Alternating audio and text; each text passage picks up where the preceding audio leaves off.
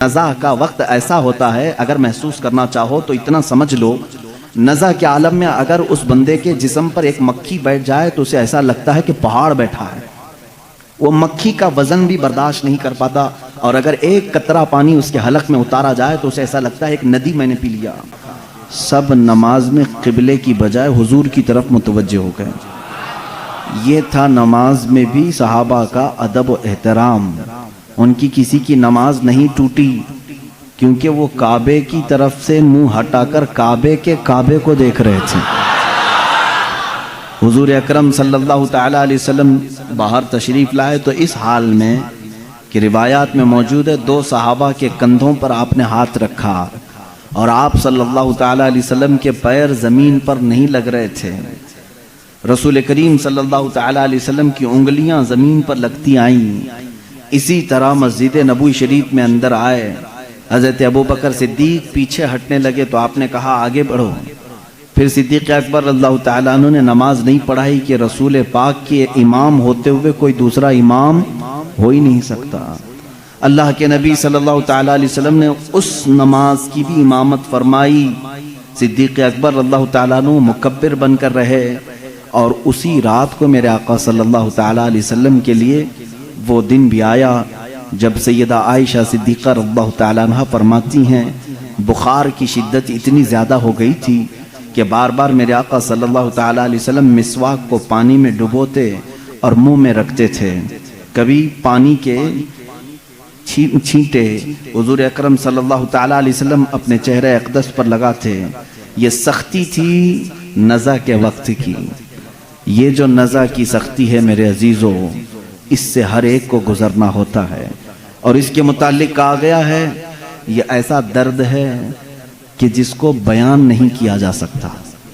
وہ کیسی تکلیف ہوتی ہے، ظاہر سی بات ہے جس کو یہ تکلیف ہوئی اس کے بعد وہ دوبارہ واپس زندگی میں آیا نہیں بیان کرنے کے لیے. جس کو بھی نزا کی حالت آئی پھر اس کے بعد وہ موت کی منزلیں طے کرتا ہے. اور ایک روایت یہ ملتی ہے، نزا کا وقت ایسا ہوتا ہے، اگر محسوس کرنا چاہو تو اتنا سمجھ لو، نزا کے عالم میں اگر اس بندے کے جسم پر ایک مکھی بیٹھ جائے تو اسے ایسا لگتا ہے کہ پہاڑ بیٹھا ہے. وہ مکھی کا وزن بھی برداشت نہیں کر پاتا، اور اگر ایک قطرہ پانی اس کے حلق میں اتارا جائے تو اسے ایسا لگتا ہے ایک ندی میں نے پی لیا.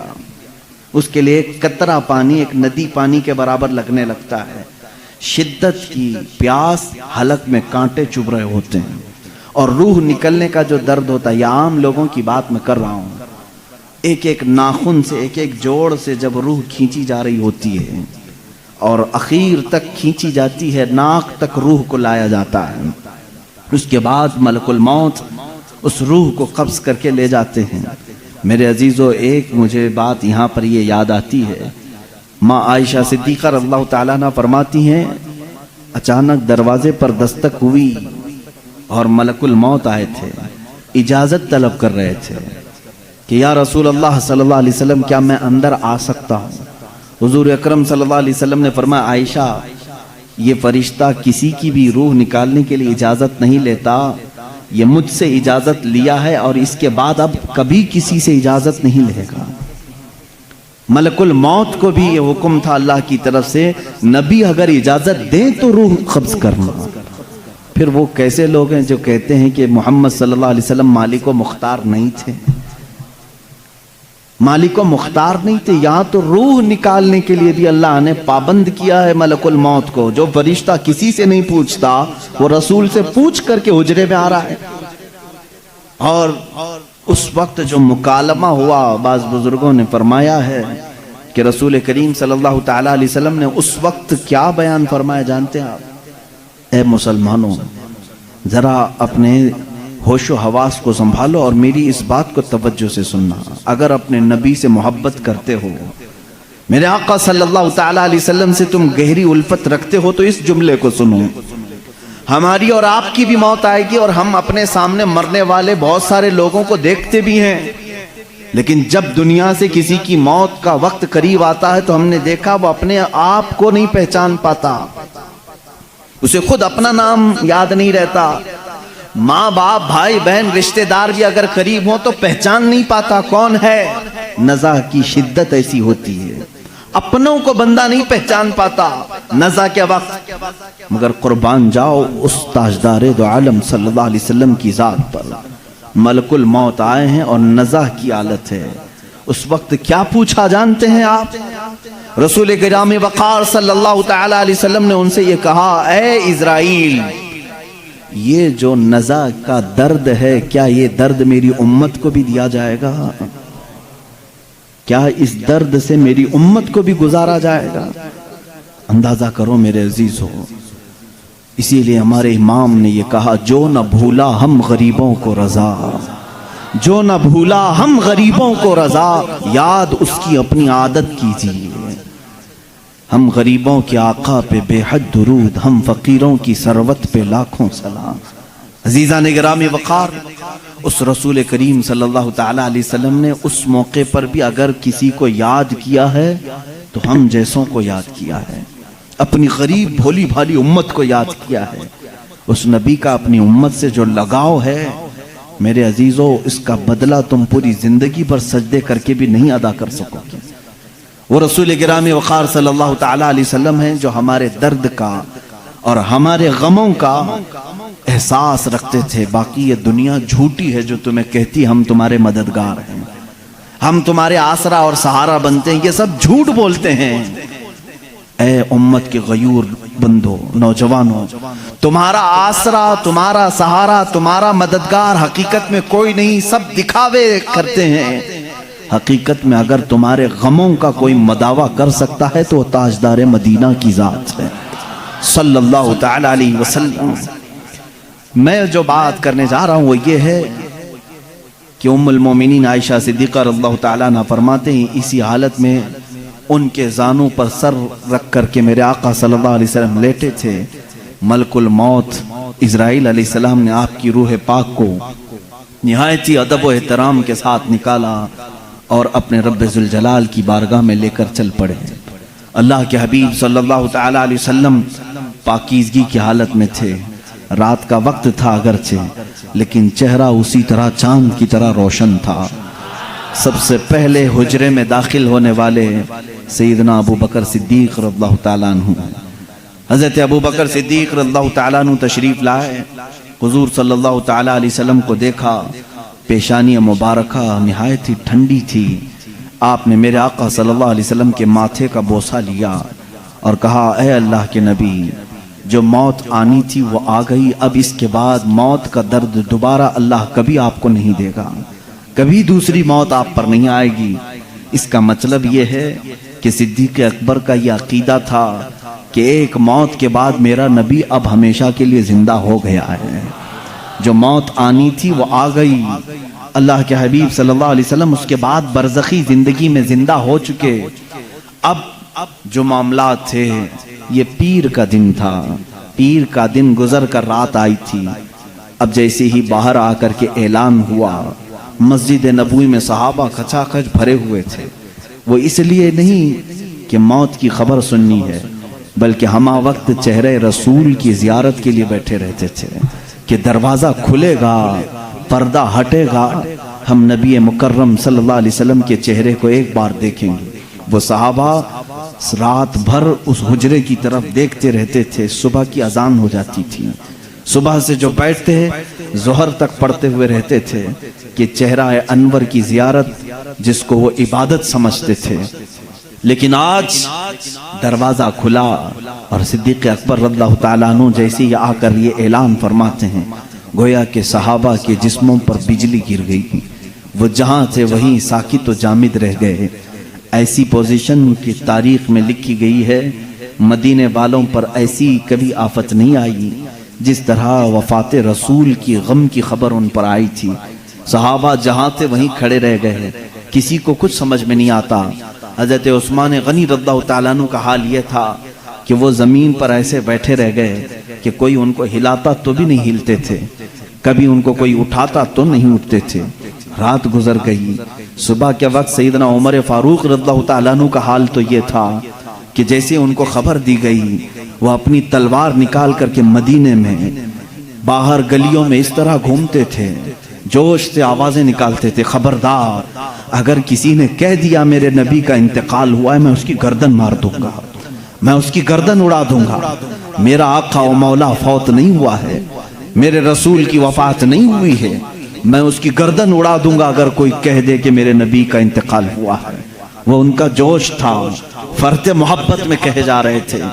لیکن اس پوری سچویشن کو دوسرے روز اگر کسی نے سنبھالا دیا ہے تو صدیق اکبر کی ذات ہے۔ سیدنا ابو بکر صدیق رضی اللہ تعالیٰ عنہ نے سب کو جمع کیا مسجد نبوی شریف میں، صحابہ سے پوچھا کہ تم اب تک کس کی عبادت کرتے تھے، محمد صلی اللہ علیہ وسلم کی یا اللہ کی؟ سن لو، جو محمد صلی اللہ علیہ وسلم کی عبادت کرتے تھے ان کا کام تھا اللہ کی طرف سے وہ آئے اور انہوں نے امانت بندوں تک پہنچائی اور پھر وہ واپس اپنے رفیق اعلیٰ کے پاس چلے گئے۔ تو جو ان کی عبادت کرتا تھا وہ سمجھ لے کہ ان کا انتقال ہو چکا، اور جو اللہ کی عبادت کرتا تھا وہ سمجھ لے اللہ آج بھی زندہ ہے اور ہمیشہ زندہ رہے گا۔ اور آیت کریمہ انہوں نے تلاوت کی، وَمَا مُحَمَّدٌ إِلَّا رَسُولٌ قَدْ خَلَتْ مِن قَبْلِهِ الرُّسُلُ أَفَإِن مَّاتَ اور یہاں سے کہتے ہیں اللہ تعالیٰ کی آیت پڑھ کر کے او قُتِلَ انقلبتم علی اعقابکم، اللہ نے فرمایا محمد صلی اللہ علیہ وسلم اللہ کے ایک رسول ہیں، ان سے پہلے بھی رسول آئے اور چلے گئے، اگر اس رسول کی وفات کے بعد کوئی منہ پھیر لیا، دین چھوڑ دیا، اللہ فرماتا فَلَن يَضُرَّ اللَّهَ، تو اس نے اللہ کا کچھ نہیں بگاڑا، اللہ کا کچھ بھی نقصان نہیں ہوگا، جو کچھ بھی بگڑے گا وہ تمہارا خود کا بگڑے گا۔ رسول کے بعد کوئی بھی منہ نہ پھیرے اس شریعت سے، کوئی اس راستے سے، اس اسلام سے ہٹے نہ۔ یہ صدیق اکبر رضی اللہ تعالیٰ عنہ کا خطبہ تھا، اسی خطبے سے آج تک اسلام زندہ ہے۔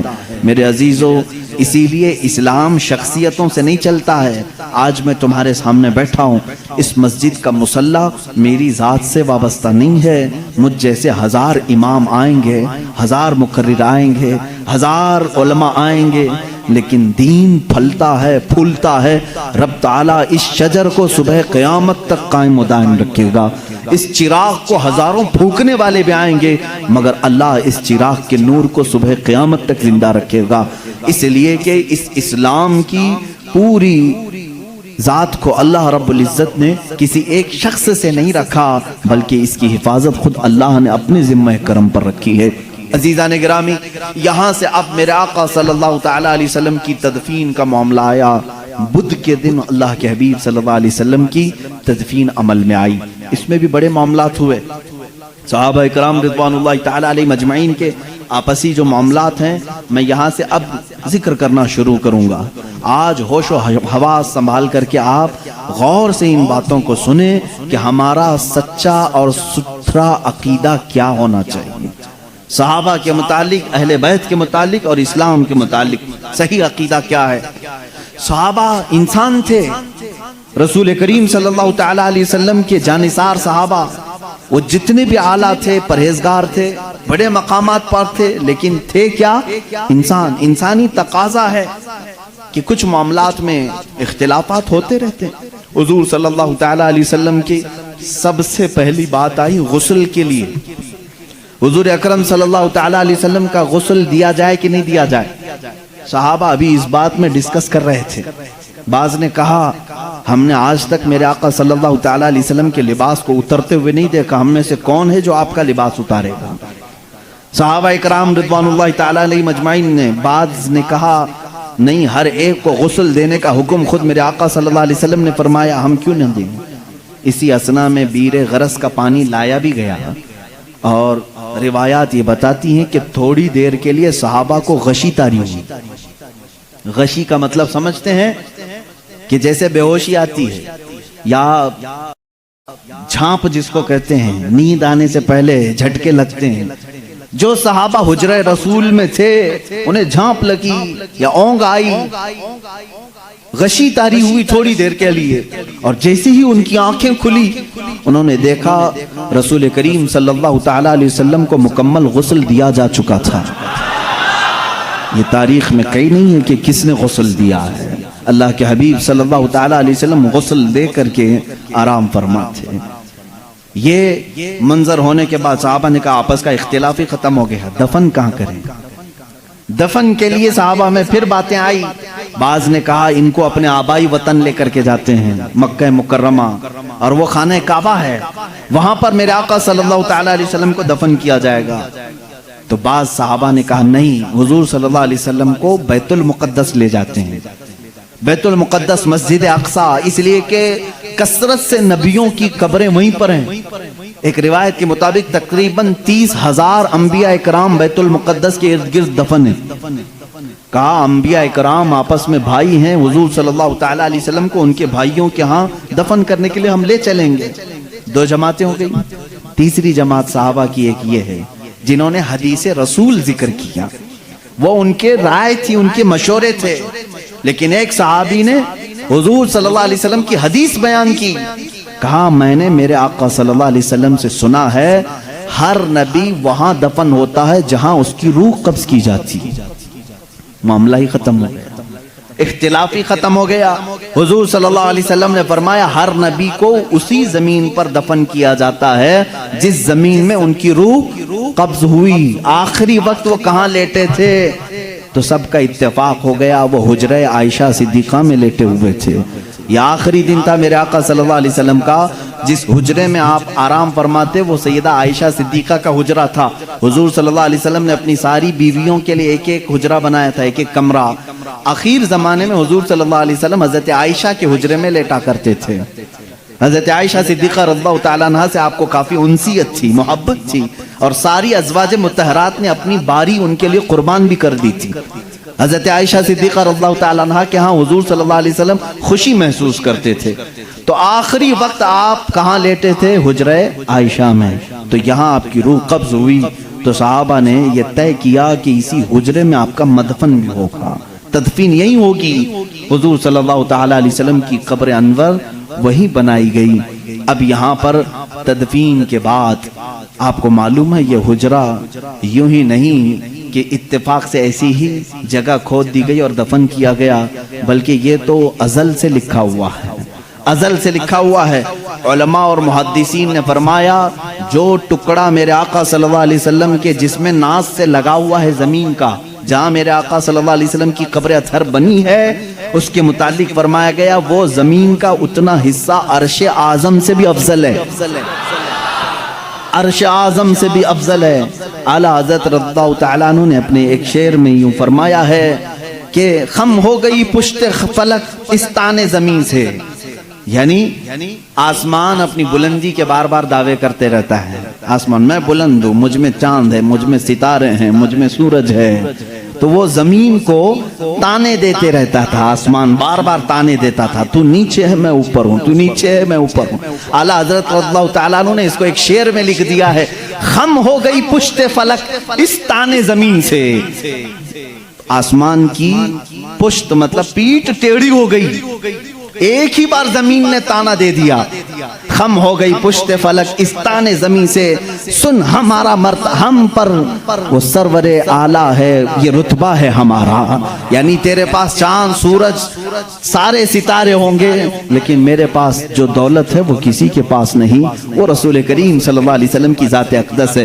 میرے عزیزوں میں یہاں تک کہ معاملہ کیوں عرض کر رہا ہوں، مجھے لمبی تاریخ عرض کرنی ہے. حضور صلی اللہ علیہ وسلم کی وفات کے بعد اب جو معاملات آئے وہ یہی کہ آپ صلی اللہ تعالی علیہ وسلم کی اس تخت کو، اس مصلح کو اب کون سنبھالے گا.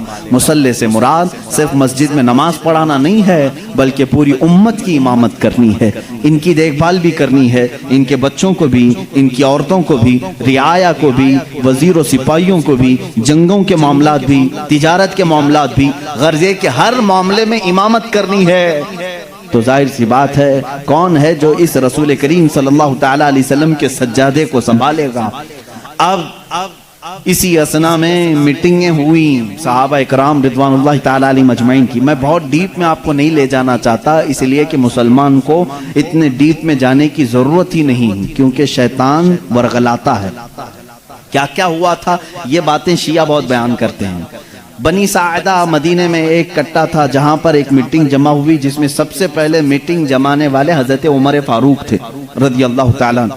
سیدنا عمر فاروق رضی اللہ تعالیٰ عنہ نے صحابہ کو جمع کر لیا. اب انصار اور مہاجرین دو صحابہ کی جماعتیں ہیں نا.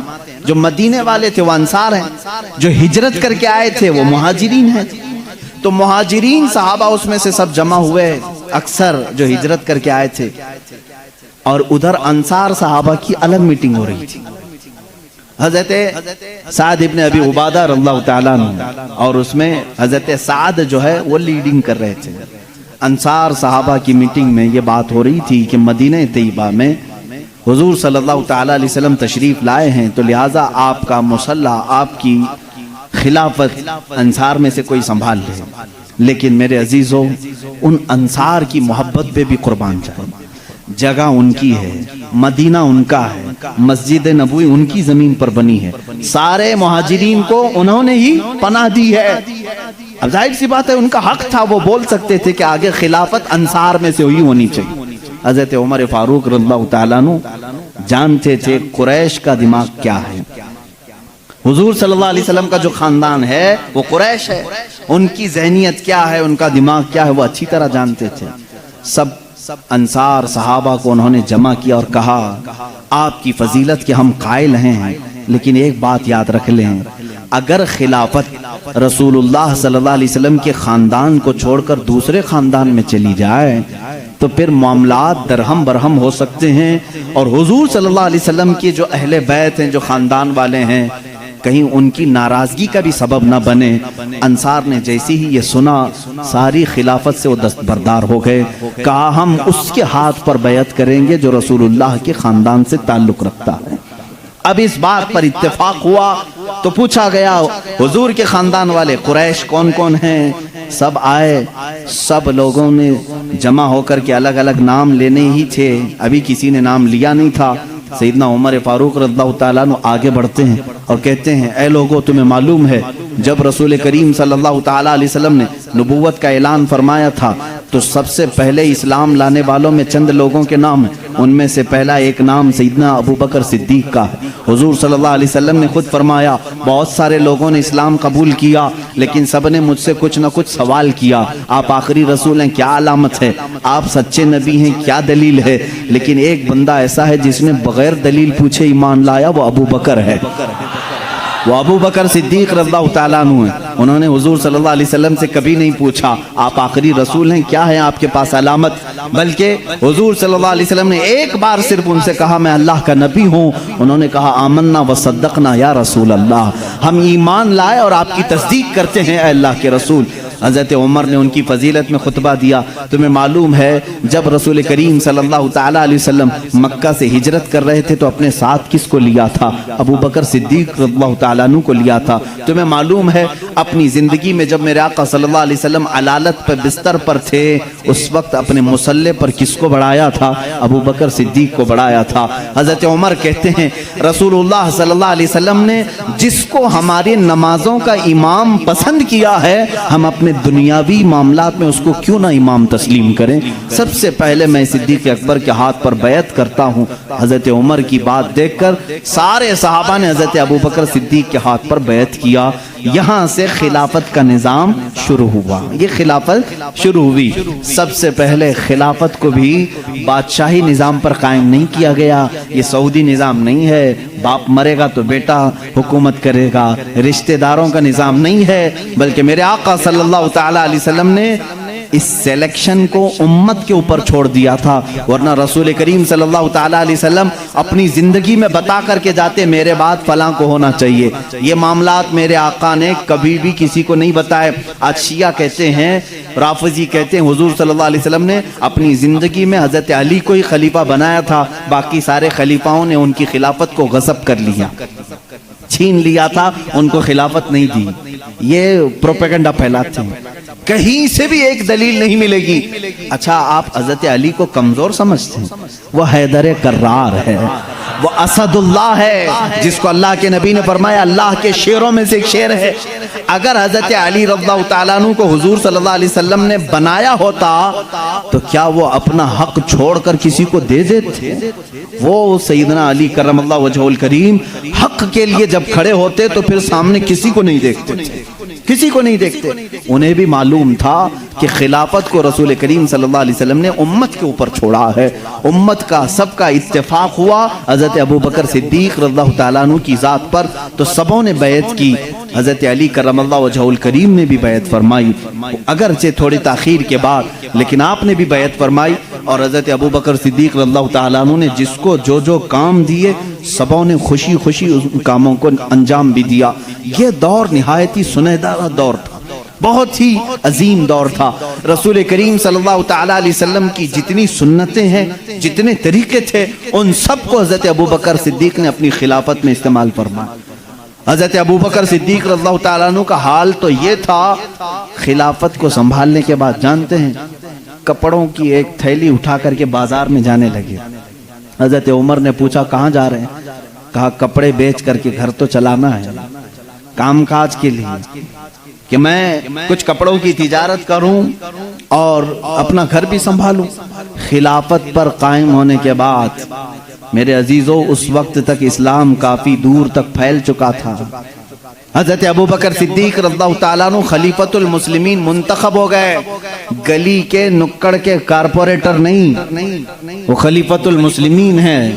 باوجود اس کے تھیلا اٹھا کر کے کپڑے بیچنے کے لیے جا رہے ہیں تو سیدنا عمر فاروق رضی اللہ تعالیٰ عنہ نے انہیں روک لیا. سارے صحابہ کو جمع کر کے پھر اتفاق ہوا اس بات پر کہ بیت المال سے خلیفہ کا وظیفہ مقرر کیا جائے، ورنہ پھر خلیفہ بھی اگر دن بھر بازار میں کام کرے تو خلافت کے معاملات کون دیکھے گا. تو سب نے سب سے پہلے بیت المال سے وظیفہ مقرر کیا ہر مہینے کا. وہ کتنا تھا؟ وہ چند درہم میں تھا. یہاں تک کہ بیت المال سے حضرت ابوبکر صدیق رضی اللہ تعالیٰ عنہ کو ایک اونٹنی ملی تھی، ایک پیالہ ملا تھا، ایک چادر ملی تھی، 3 چیزیں ملی تھی. اور وظیفہ جو مقرر ہوا تھا وہ اتنا تھا کہ آپ کے گھر میں چند روٹیاں بن جاتی تھی، بس اس کے علاوہ زیادہ آپ نے نہیں طلب کیا. ایک دن آپ کی اہلیہ محترمہ نے آپ سے کہا بھی تھا کہ خلافت کے معاملات میں سر سوکھ جاتا ہے، کبھی کچھ ٹھنڈی میٹھی غذا بھی کھا لیں. آپ نے کیا کہا؟ اپنی اہلیہ سے کہا میرے پاس اتنے پیسے کہاں ہیں کہ میں شہد خرید سکوں، گھی خرید سکوں. گھی اور شہد خریدنے کے پیسے نہیں خلیفۃ المسلمین کے پاس. ان کی اہلیہ نے کہا میرے پاس جمع کیے ہوئے تھوڑے پیسے ہیں، وہ لے جائیے، آپ شہد اور گھی خرید کر کے لائیے. کہا تمہارے پاس کہاں سے آئے؟ کہا جو آپ مہینے میں دیتے ہیں گھر کے خرچ کے لیے اس میں سے تھوڑا تھوڑا بچا کر کے میں نے رکھا ہے. عورتیں تھوڑا تھوڑا بچاتی رہتی ہیں. حضرت ابوبکر صدیق رضی اللہ تعالیٰ عنہ نے فرمایا لاؤ اس کو. وہ لا کر کے دی. ایک پوری کافی اس میں درہم جمع ہوئے تھے، ہر مہینے شاید تھوڑا تھوڑا وہ جماتی ہوں. حضرت ابوبکر صدیق رضی اللہ تعالیٰ عنہ وہ سارے درہم لے جا کر کے بیت المال میں جمع کرتے اور بیت المال میں صحابہ سے کہا آج سے میرا وظیفہ اتنا کم کر دو، اس لیے کہ یہ میری ضرورت سے زیادہ آ رہا ہے. گھر میں میرے بچ رہا ہے، اس کا مطلب ضرورت سے زیادہ آ رہا ہے، یہ کم کر دیا جائے. ماں عائشہ صدیقہ رضی اللہ تعالیٰ عنہ فرماتی ہیں جب حضرت ابوبکر صدیق کی وفات کا وقت قریب آیا تو حضرت عائشہ کو انہوں نے قریب بلایا. کہا اے عائشہ مجھے لگتا ہے کہ میں گھڑی 2 گھڑی کا مہمان ہوں. میرے پاس ایک اونٹنی ہے، ایک چادر ہے جسے میں اوڑھ کے سوتا ہوں، اور وہ برتن جس میں ہم کھانا کھاتے ہیں، یہ تینوں بیت المال کے ہیں. یہ ہمارے گھر کے لیے اس وقت تک جائز ہیں جب تک میں خلیفہ ہوں. جہاں میری روح قبض ہو فوراً یہ تینوں چیزیں بیت المال میں جمع کر دوں. حضرت عائشہ رضی اللہ تعالیٰ عنہ فرماتی ہیں جس دن حضرت ابوبکر صدیق کا وصال ہوا اس کی شام ہونے سے پہلے یہ تینوں سامان بیت المال میں جمع ہو چکے تھے.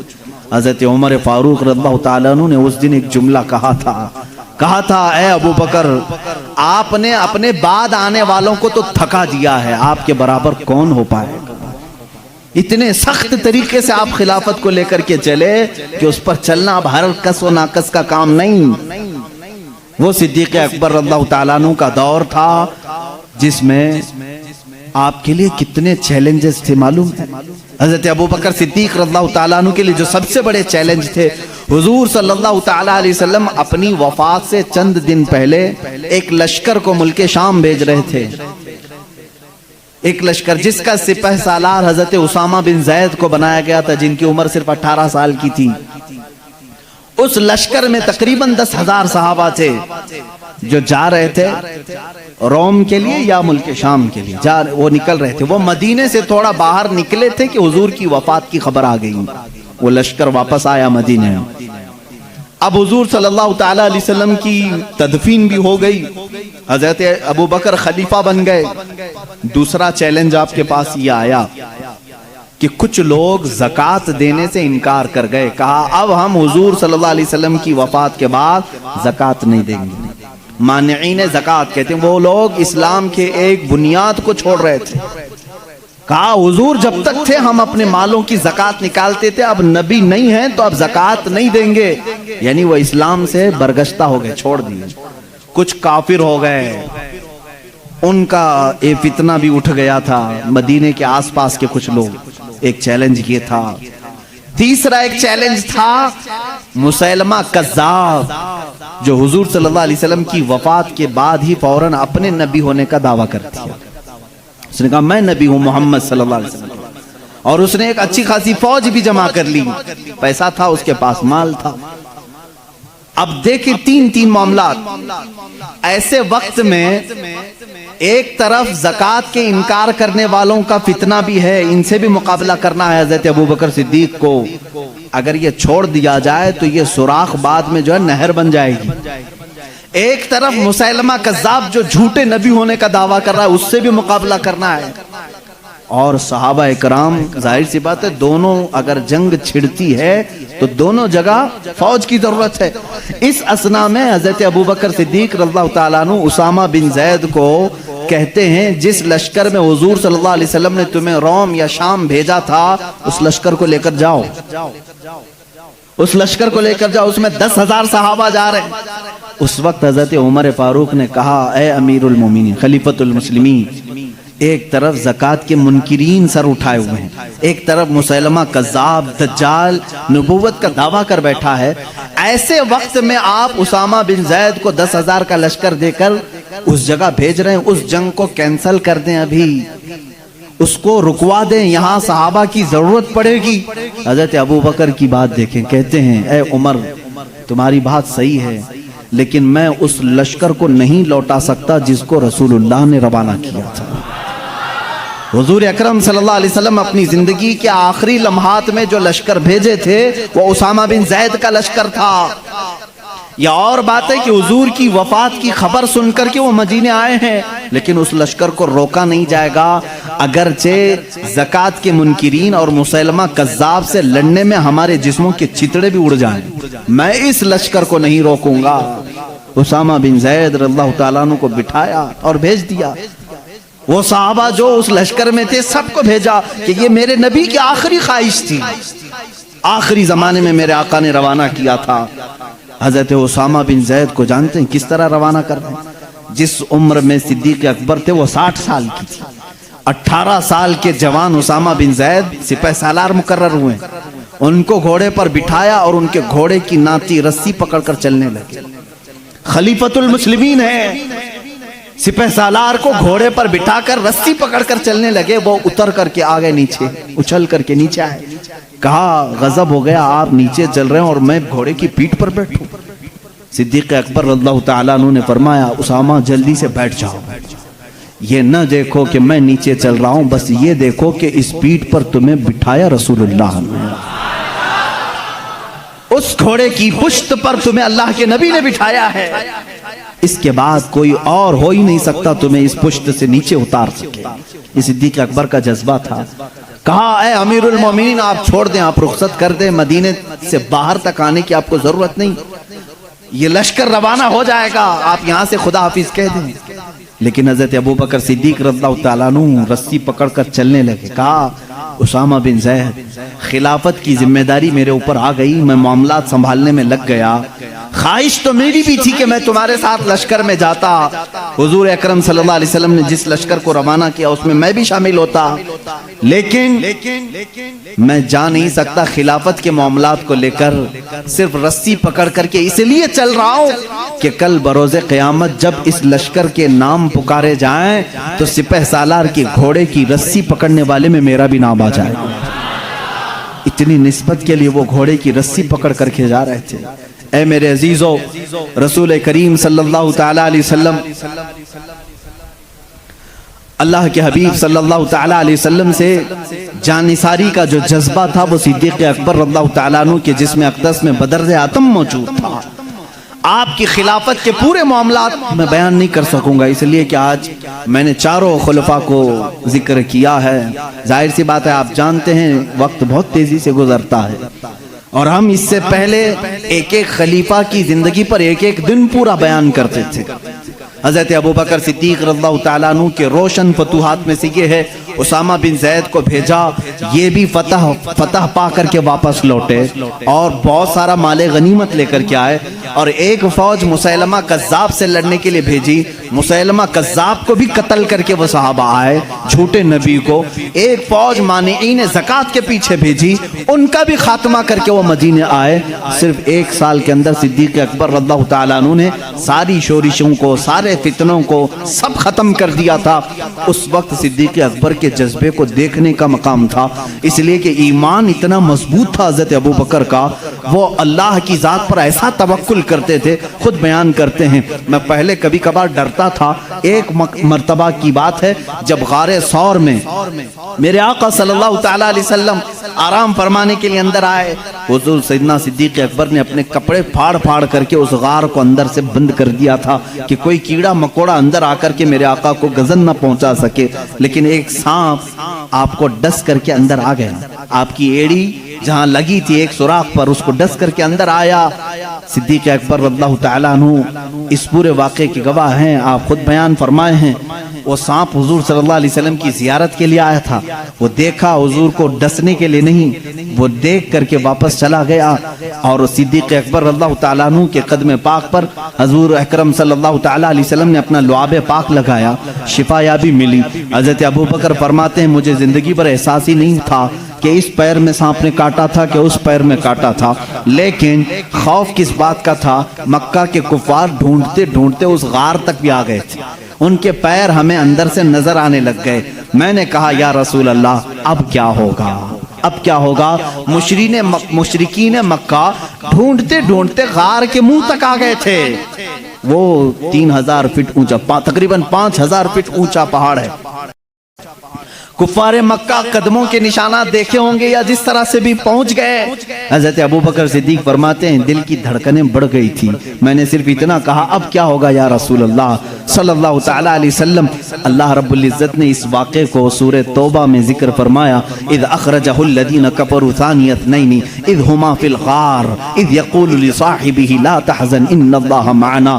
یاد کرو اس دن کو جب دو میں سے ایک نے کہا غار میں کہ ہمارے ساتھ کیا ہوگا، تو دوسرے صاحب نے کہا، کس نے؟ اللہ کے رسول نے حضرت ابوبکر صدیق کے سینے پر ہاتھ رکھا، صرف ایک جملہ فرمایا، لا تحزن ان اللہ معنا، گھبرا مت ابوبکر، اللہ ہمارے ساتھ ہے۔ اس جملے کی معنویت اور اس کی تقویت اور اس کی عظمت اتنی بڑی ہے، میں سمجھتا ہوں کہ مسلمان اس ایک جملے سے آسانی سے زندگی گزار سکتا ہے۔ جب کبھی آفت آئے اتنا کہہ دینا، کروڑوں ان کے ساتھ ہوں گے لیکن مولا میرے ساتھ، لا تحزن ان اللہ معنا۔ آج بہت سارے لوگ ہم سے یہ کہتے ہیں حکومت ہمارے پاس نہیں، طاقت ہمارے پاس نہیں، اقتدار ہمارے پاس نہیں، بہت ساری طاقتیں دوسروں کے پاس ہیں، ان کے پاس دجالی نظام ہے، میڈیا ان کے پاس ہے، اخبار ان کے پاس ہیں، قوت ان کے پاس ہے، سیاست ان کے پاس ہے، سارے گرو گھنٹال ان کے پاس ہیں۔ لوگ کہتے ہیں ہمارا کیا ہوگا، میں صرف یہی کہتا ہوں ساری دنیا ان کے ساتھ ہے، اللہ ہمارے ساتھ ہے۔ لا مولا لکم ولا، ہم سب یہی کہیں گے جو جنگ احد میں حضرت عمر نے پکارا تھا، احد کے میدان میں کافروں نے یہ کہا تھا اعلو حبل اعلو عزا اعلو منات، یعنی منات ان کے بت کا نام ہے، حبل ان کے بت کا نام ہے، عزا ان کے بت کا نام ہے، وہ نعرے لگا رہے تھے جے ہو فلاں کی، جے ہو فلاں کی، جے ہو فلاں کی۔ حضور صلی اللہ علیہ وسلم نے صرف اتنا کہا عمر ان کا جواب دو، عمر ان کا جواب دو۔ حضرت عمر نے صرف اتنا ایک غار سے پکارا تھا، وہ کفار خوشیاں منا رہے تھے، حضور صلی اللہ علیہ وسلم کے انتقال کے بارے میں افواہ پھیلا چکے تھے۔ احد میں حضور کو قتل کر دیا گیا، شہید کر دیا گیا ہے، کیونکہ آواز کہیں سے نہیں آ رہی تھی۔ اب بہت ہو گیا تھا، جب وہ بہت ناچنے لگے، حضور پاک صلی اللہ علیہ وسلم نے حضرت عمر سے کہا جواب دو۔ وہ سب کہہ رہے تھے محمد جا چکے، ان کے ساتھی ابو بکر عمر جا چکے۔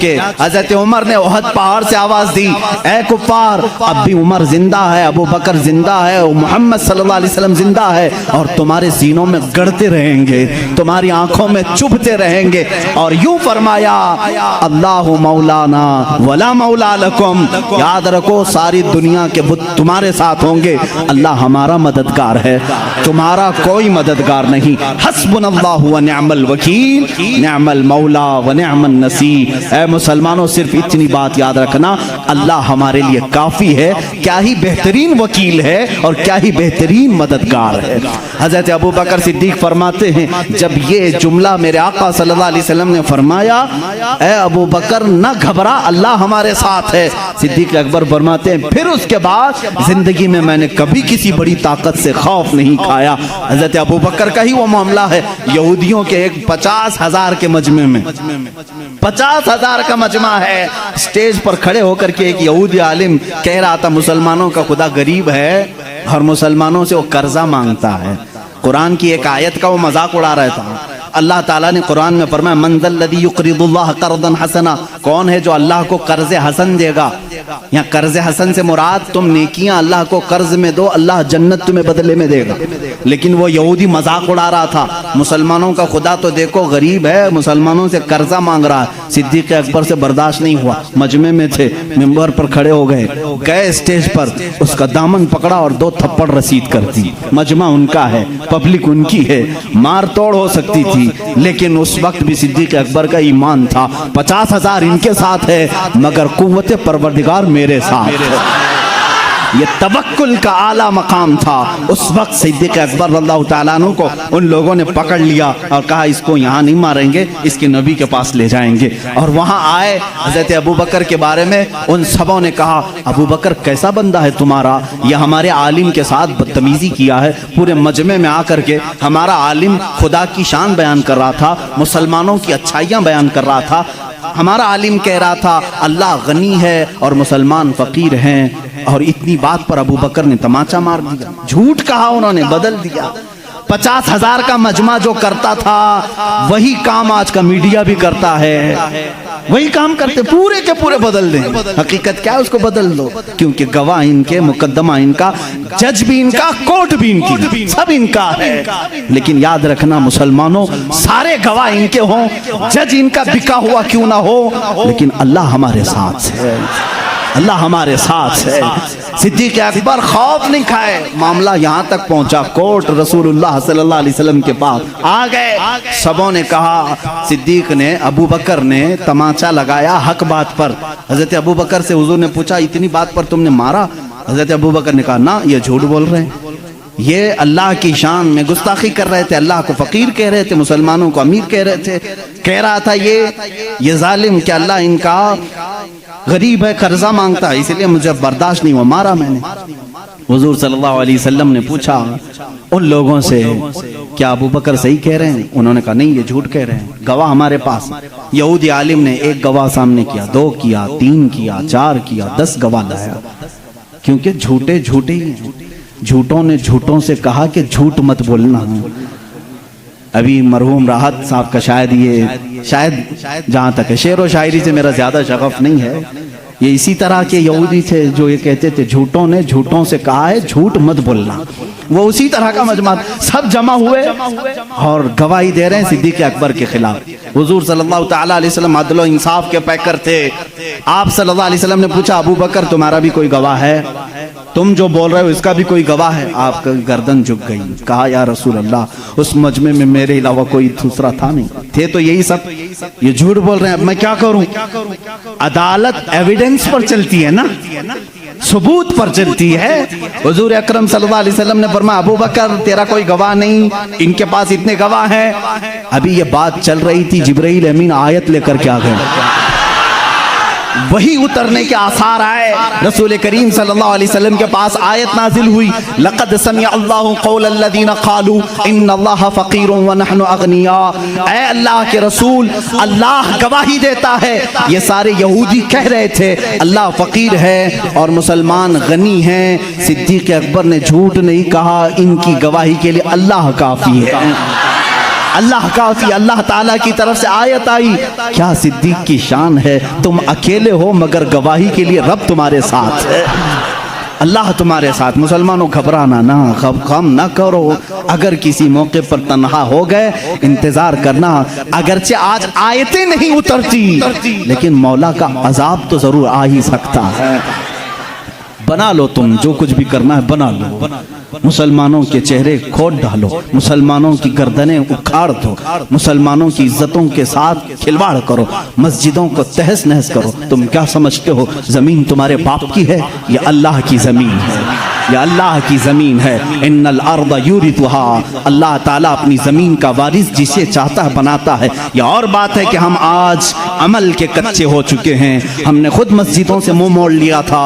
हो सकता है हमारे मौला ने हमसे मस्जिदें लेकर उनको दी हो, मगर मैं जानता हूं मस्जिद की वो सरजमीन तहतुस्सरा से लेकर अर्श आजम तक मस्जिद ही रहेगी और रब्बे जुल जलाल के यहाँ फैसला तो होगा।